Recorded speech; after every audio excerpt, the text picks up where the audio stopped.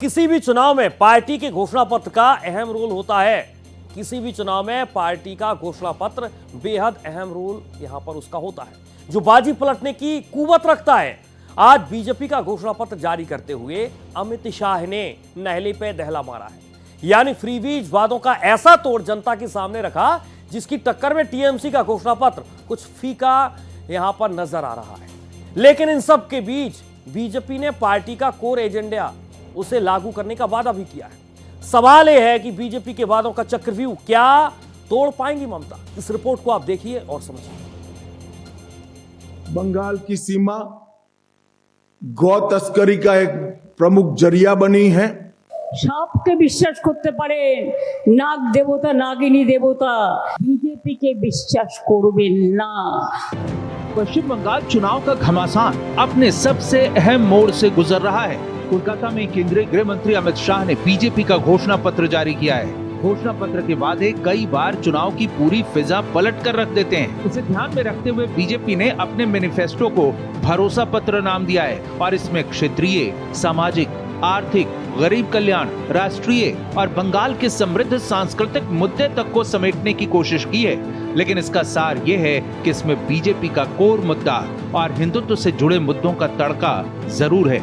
Bharatiya Janata party शासित कई राज्यों ने common civil code, uniform civil code लागू किया है।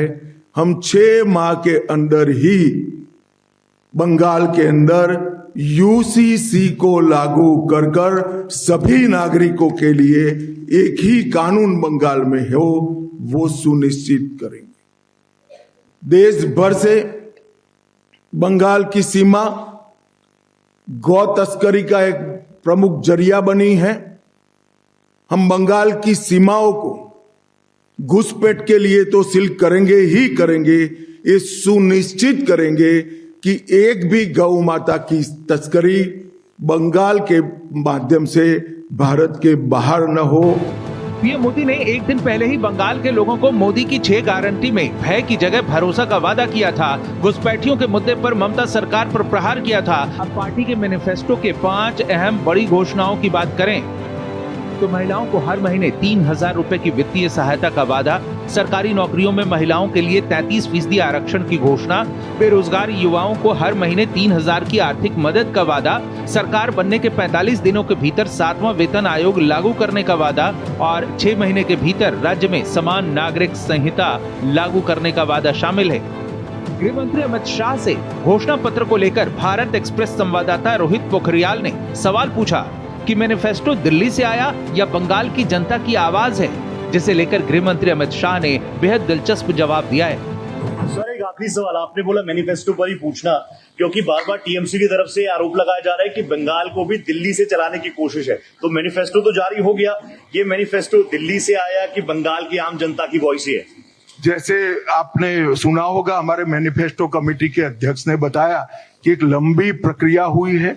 ऑटो वाले, मत्स्य पालन करने वाले, किसान, बेरोजगार युवा, पीड़ित महिला है, बुद्धिजीवी, कलाकार, ये सैकड़ों सेगमेंट के साथ बंगाल में चर्चा कर बंगाल के हमारे मैनिफेस्टो कमेटी के अध्यक्ष के नेतृत्व में ये मैनिफेस्टो बना है। अब दीदी ये बहुत हो गया, ऊपर नीचे, ऊपर दिल्ली से अब नहीं होगा। यहां सुशासन चाहिए। और मैंने पहले ही स्पष्ट कर दिया कि बंगाल में पैदा हुआ व्यक्ति, बंगाली भाषी व्यक्ति, बंगाल का नागरिक, सक्षम व्यक्ति ही बंगाल का मुख्यमंत्री बनेगा।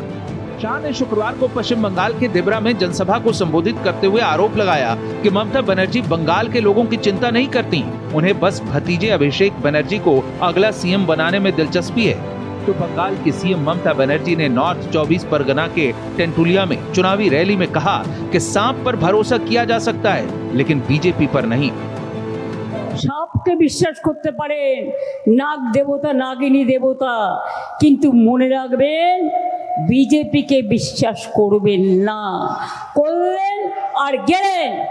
সাপকে বিশ্বাস করতে পারেন, নাগ দেবতা নাগিনী দেবতা, কিন্তু মনে রাখবেন বিজেপিকে বিশ্বাস করবেন না। করলেন और गेलेन। बीजेपी के संकल्प पत्र से टीएमसी के घोषणा पत्र की तुलना करें तो इसमें मुख्य अंतर टीएमसी के जारी विकास और मौजूदा लक्ष्मी भंडार को बढ़ाने बनाम बीजेपी के यूसीसी 3,000 रुपए महिला सहायता और घुसपैठ विरोधी एजेंडे के बीच है। फ्री वीज पर तीखा घमासान जारी है, जहां बीजेपी ने महिलाओं और युवाओं को सीधा नगद हस्तांतरण का वादा कर टीएमसी के वोट बैंक को कड़ी टक्कर दिए। हर एक वर्ग को साधने का प्रयास भारतीय जनता पार्टी ने अपने इस मैनिफेस्टो के जरिए किया है, लेकिन देखने वाली बात यह होगी कि आने वाले दिनों में जब बंगाल का एक आम वोटर अपने घरों से निकलेगा तो क्या ये सारे वादे और दावे उसके जहन में रहते हैं। कैमरा पर्सन शरद पारिक के साथ मैं रोहित पोखरियाल, कोलकाता, बंगाल।